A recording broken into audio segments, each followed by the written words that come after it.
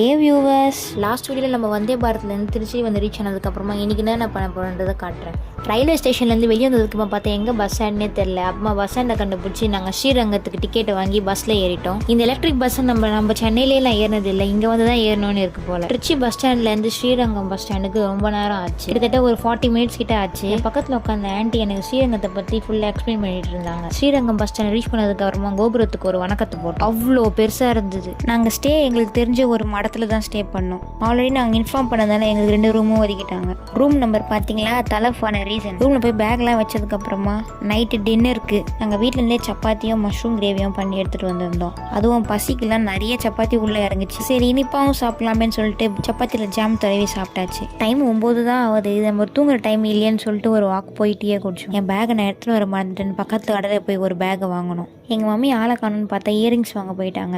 நானும் அப்படியே என் ஃப்ரெண்ட்ஸுக்கும் இயரிங்ஸ் வாங்கி போயிட்டேன். ஏன்னா திருச்சியில் என்ன ஃபேமஸ்னே தெரியல, அதனால இதை வாங்கியாச்சு. நாளைக்கு நான் ரங்கநாதரை பார்த்துட்டு வந்து வேறு வீடியோ போடுறேன். Bye bye.